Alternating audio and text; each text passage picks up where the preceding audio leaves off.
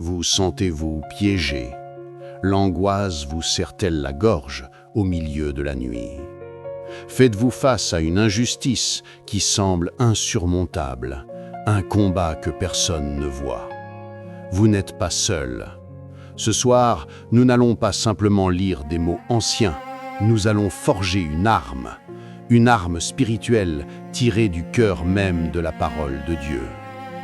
Les psaumes 91, 23 et 35 ne sont pas de simples poèmes, ce sont des décrets divins, des boucliers de foi, des épées de justice. Si vous êtes au bout du rouleau, si vous avez l'impression que les ténèbres gagnent du terrain, alors cette prière est votre cri de guerre. Préparez votre cœur, car nous allons déclarer ensemble la fin du règne de la peur et de l'oppression dans votre vie. Restez jusqu'à la fin, car chaque mot prononcé ce soir est une brique pour reconstruire votre paix et une charge pour démolir les forteresses de l'ennemi. Pourquoi ces 3 psaumes? Parce qu'ils forment la trinité parfaite de l'intervention divine. Le psaume 91 est notre forteresse, le bouclier impénétrable contre toute attaque visible et invisible. C'est la promesse de la protection divine absolue. Le psaume 23 est notre réconfort, la douce assurance que le bon berger nous guide, nous restaure et nous nourrit même dans la vallée la plus sombre. C'est la promesse de sa présence constante. Et le psaume 35 est notre avocat, notre champion divin qui se lève pour combattre nos batailles. C'est le cri pour la justice de Dieu contre ceux qui nous persécutent injustement. Ensemble, ils couvrent tous les aspects de notre besoin, protection, paix et justice. Avant de commencer, si vous croyez en la puissance de la prière, je vous invite à vous abonner et à activer la cloche. Chaque prière que nous partageons est une force de plus pour notre communauté de foi. Maintenant, entrons dans le sanctuaire. Commençons par le psaume 91. C'est la déclaration de notre position en Dieu. Ce n'est pas une demande, c'est une affirmation de qui nous sommes et où nous habitons spirituellement. Écoutez attentivement et répétez dans votre cœur. Versets 1 et 2. Celui qui demeure sous l'abri du Très-Haut repose à l'ombre du Tout-Puissant. Je dis à l'Éternel, mon refuge et ma forteresse, mon Dieu, en qui je me confie. Remarquez le mot « demeure ». Il ne s'agit pas de visiter Dieu de temps en temps. Il s'agit d'y vivre, d'y faire sa maison. L'ombre du Tout-Puissant n'est pas un lieu de peur, mais de protection totale contre le soleil brûlant des épreuves. Déclarons-le maintenant. Éternel, je choisis de demeurer sous ton abri. Je ne suis pas un visiteur, je suis un résident de ta présence. Tu es mon refuge, mon lieu sûr. Tu es ma forteresse, impénétrable. Je place toute ma confiance, non pas dans ce que je vois, mais en toi, mon Dieu. L'ennemi est subtil. Il tend des pièges, des filets d'angoisse, de calomnie, de dette, de maladie. Mais la parole a une réponse. Versets 3 et 4. Car c'est lui qui te délivre du filet de l'oiseleur, de la peste et de ses ravages. Il te couvrira de ses plumes, et tu trouveras un refuge sous ses ailes. Sa fidélité est un bouclier et une cuirasse. Le filet de l'oiseleur, c'est ce piège qui semble sortir de nulle part, conçu pour vous immobiliser. La peste, ce sont ces attaques qui cherchent à détruire votre santé, vos finances, votre paix. Mais regardez la promesse. Dieu lui-même vous délivre. Son intimité est comme les plumes d'une mère aigle qui protège ses petits. Sa fidélité n'est pas une petite protection, c'est un bouclier militaire, une cuirasse qui protège le cœur.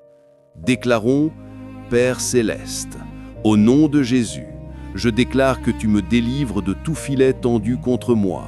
Chaque piège de l'ennemi est exposé et brisé.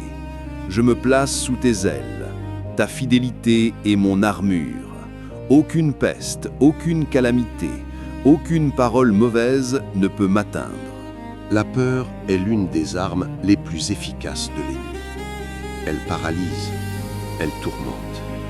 Mais le psaume 91 s'adresse directement à elle. Versets 5 et 6. Tu ne craindras ni les terreurs de la nuit, ni la flèche qui vole de jour, ni la peste qui marche dans les ténèbres, ni la contagion qui frappe en plein midi. Ceci couvre 24 heures de protection. Les terreurs de la nuit, l'insomnie, les cauchemars, l'angoisse qui monte dans le silence, la flèche de jour, la critique, l'accident, la mauvaise nouvelle soudaine, la peste dans les ténèbres, les complots, les plans malveillants ourdis dans le secret, la contagion de midi, les mauvaises influences, le découragement qui se propage. Dieu dit « Tu ne craindras pas ». Ce n'est pas une suggestion, c'est un commandement basé sur sa promesse. Déclarons « Je refuse la peur. Je ne craindrai ni la nuit, ni le jour. Mon esprit est gardé par la paix de Dieu. Les terreurs nocturnes ne m'atteindront pas. Les attaques diurnes sont déviées. Je suis en sécurité à toute heure sous la protection du Tout-Puissant. » Le monde peut sembler s'effondrer autour de nous. Crise, conflit, instabilité. Mais notre sécurité ne dépend pas des circonstances. Versets 7 et 8. Que 1000 tombent à ton côté et 10 000 à ta droite, tu ne seras pas atteint. De tes yeux seulement tu regarderas et tu verras la rétribution des méchants. C'est une promesse de préservation surnaturelle. Cela ne signifie pas que nous sommes indifférents à la souffrance, mais que le mal qui frappe le monde n'a pas le dernier mot sur nous. Nous sommes sous une juridiction divine différente. Nous sommes citoyens du royaume des cieux. Nous serons des témoins de la justice de Dieu, pas des victimes du chaos du monde. Déclarons, même si le chaos m'entoure, il n'entrera pas en moi. Je suis scellé par le sang de Jésus. Je suis divinement préservé. Je ne serai pas une statistique de la tragédie.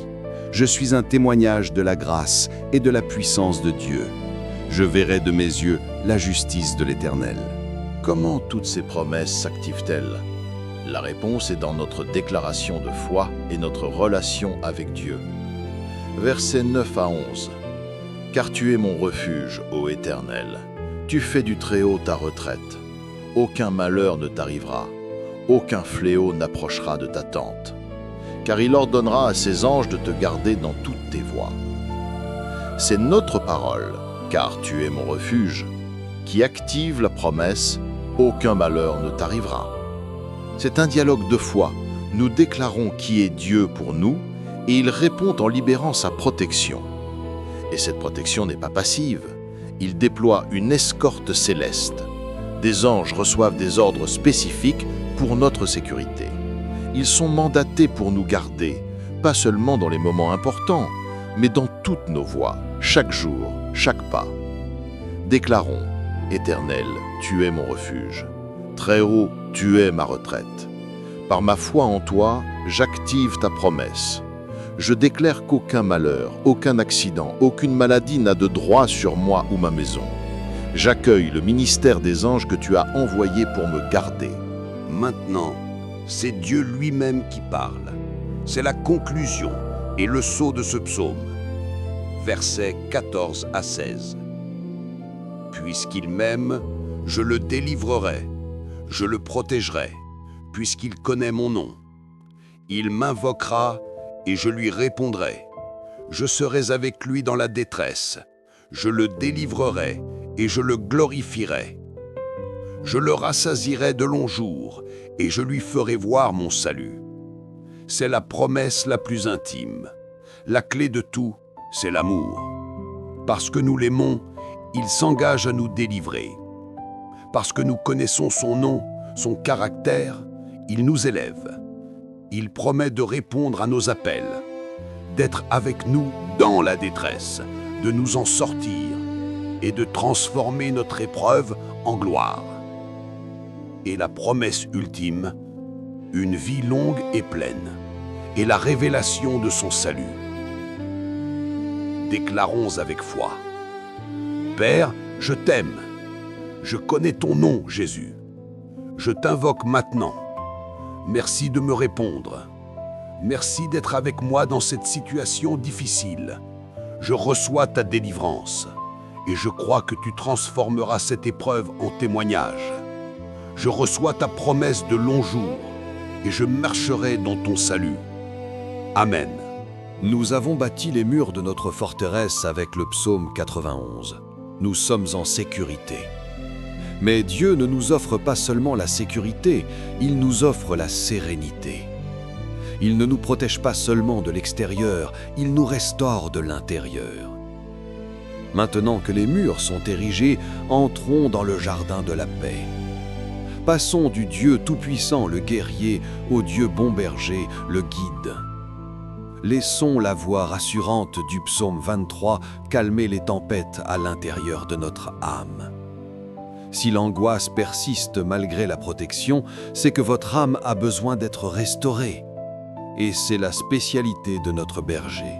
Le psaume 23 commence par la déclaration la plus puissante contre le manque et l'inquiétude. Verset 1 « L'Éternel est mon berger, je ne manquerai de rien ». C'est une affirmation radicale. Cela ne veut pas dire que nous aurons tout ce que nous désirons, mais que nous ne manquerons de rien de ce dont nous avons besoin. Le berger connaît les besoins de ses brebis. Il sait où trouver l'herbe verte et l'eau fraîche. Notre travail n'est pas de nous inquiéter de l'approvisionnement, mais de suivre le berger. L'angoisse vient souvent de la peur de manquer d'argent, de santé, d'amour, d'opportunités. Cette seule phrase brise le pouvoir de cette peur. Déclarons « L'Éternel est mon berger ». Je ne suis pas un orphelin spirituel, je suis sous sa garde. Par conséquent, je déclare la fin du manque dans ma vie. Je ne manquerai de rien, ni de paix, ni de joie, ni de provision. Mon berger pourvoit à tous mes besoins selon sa richesse avec gloire. Le stress, les combats, les déceptions, tout cela pèse sur notre âme. Nous pouvons nous sentir épuisés, vidés. Le berger connaît le remède. Versets 2 et 3. Il me fait reposer dans de verts pâturages. Il me dirige près des eaux paisibles. Il restaure mon âme. Il me conduit dans les sentiers de la justice à cause de son nom. Le repos n'est pas un luxe, c'est une nécessité que Dieu nous donne. Il nous y fait reposer. Parfois, il faut qu'il nous arrête pour notre propre bien. Les eaux paisibles calment notre esprit agité. Et le résultat?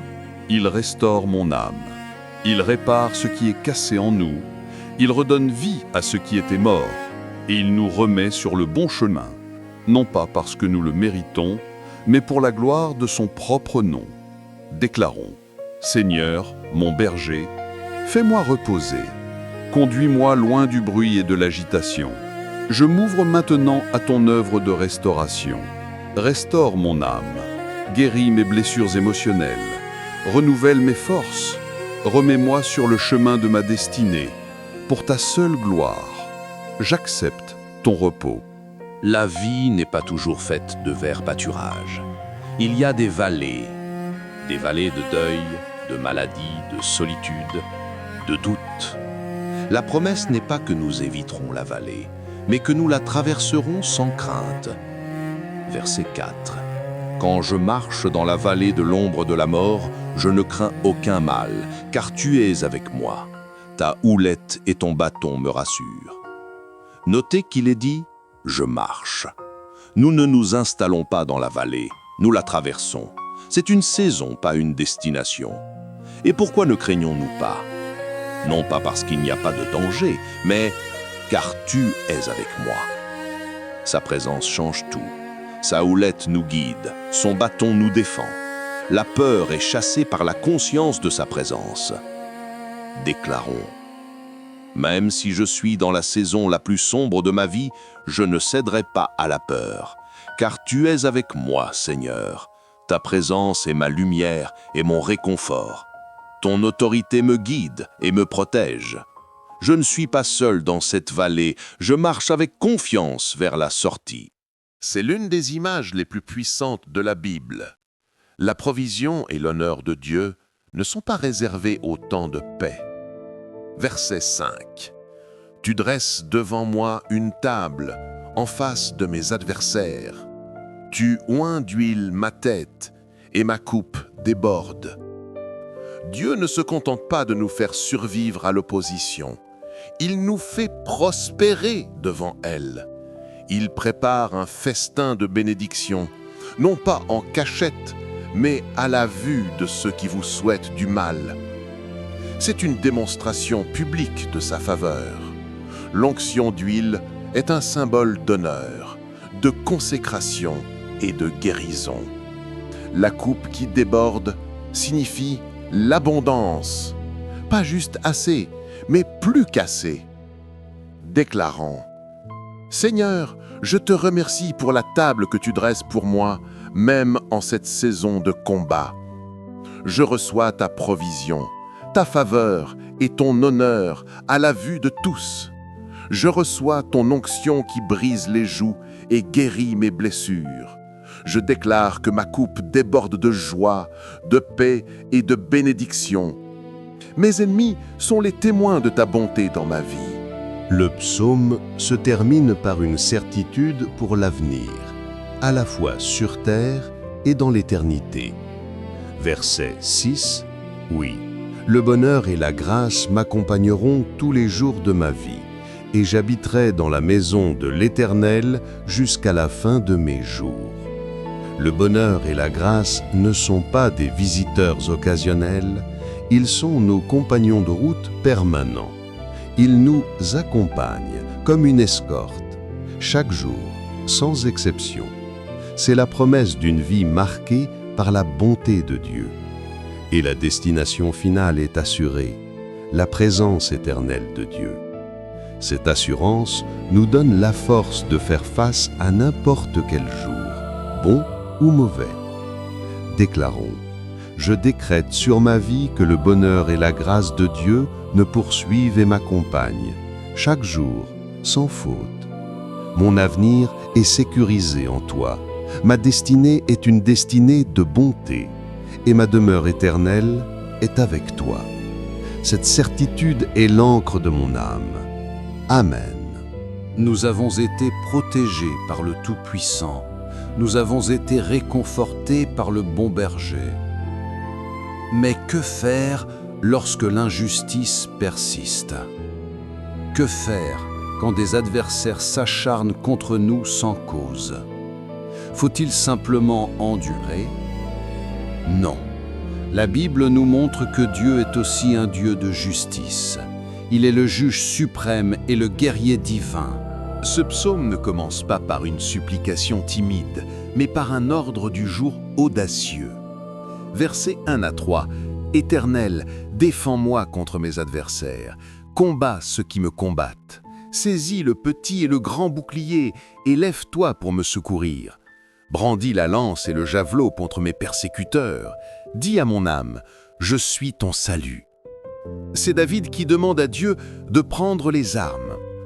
Il ne demande pas seulement de l'aide, il demande à Dieu de prendre la tête du combat. C'est reconnaître que la bataille est trop grande pour nous et la remettre entièrement entre les mains du commandant des armées célestes. Et au milieu de ce cri de guerre, il y a cette demande intime. Dis à mon âme, je suis ton salut. C'est le besoin d'assurance au cœur de la bataille. Déclarons, Éternel des armées, je te remets ce combat. Défends-moi contre mes adversaires. Combats toi-même ceux qui me combattent. Lève-toi pour mon secours. Je dépose mes armes et je te laisse prendre les tiennes. Et Seigneur, parle à mon cœur, rassure mon âme et dis-moi que tu es ma victoire. La prière pour la justice n'est pas une prière de vengeance personnelle, mais une demande pour que les desseins du mal soient neutralisés et que la justice divine soit établie. Versets 5 à 6. Qu'ils soient honteux et confus, ceux qui en veulent à ma vie, qu'ils reculent et rougissent, ceux qui méditent ma perte, qu'ils soient comme la paille emportée par le vent, et que l'ange de l'Éternel les chasse.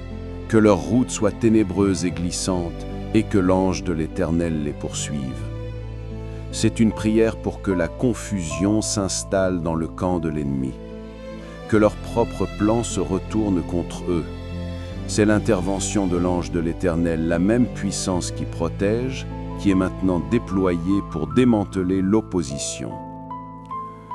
Déclarons: au nom de Jésus, je demande que tout plan forgé contre moi soit rendu confus et sans effet, que ceux qui méditent ma perte soient stoppés dans leur voie, que l'ange de l'Éternel disperse leurs complots et mette en déroute toute force spirituelle malveillante qui les inspire, que leur chemin pour me nuire devienne ténébreux et glissant. L'injustice est souvent cachée, sournoise. Mais rien n'est caché à Dieu. Il voit les pièges tendus en secret. Versets 7 et 8. Car sans cause, ils m'ont tendu leur filet sur une fosse. Sans cause, ils l'ont creusé pour m'ôter la vie. Que la ruine les atteigne à l'improviste, qu'ils soient pris dans le filet qu'ils ont caché, qu'ils y tombent et périssent. Le psalmiste souligne l'injustice. Sans cause, il n'a rien fait pour mériter cette attaque. C'est un appel au principe divin de la rétribution. Ce que l'on sème, on le récolte. C'est demander que la justice poétique de Dieu se manifeste et que l'arme de l'ennemi devienne son propre instrument de défaite. Déclarons: Père, tu vois les pièges cachés et les fosses creusées pour moi sans cause. Je demande l'application de ta justice divine. Que tout filet tendu contre moi capture plutôt celui qui l'a tendu. Que la ruine surprenne les plans de l'ennemi.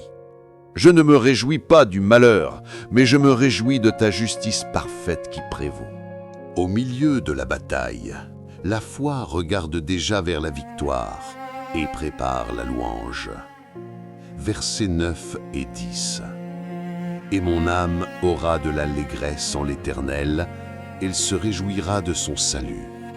Tous mes os diront: Éternel, qui peut, comme toi, délivrer le malheureux d'un plus fort que lui, le malheureux et le pauvre de celui qui le dépouille? La louange n'est pas seulement une réaction à la victoire, elle est une arme qui la précipite. C'est déclarer d'avance ce que Dieu va faire. C'est une louange qui vient de tout l'être, tous mes os.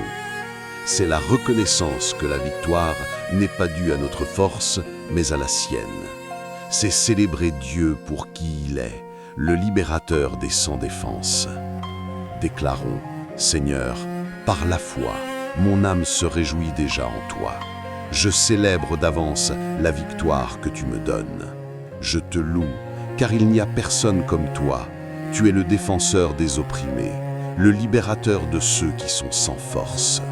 Ma bouche sera remplie de ton salut et de ta grandeur. Il y a des moments où le silence de Dieu peut être pesant.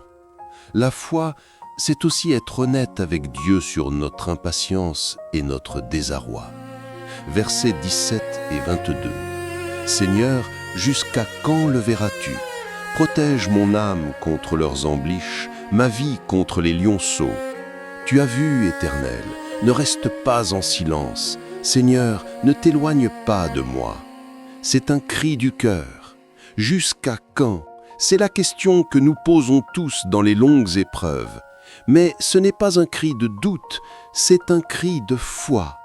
Tu as vu, dit le psalmiste.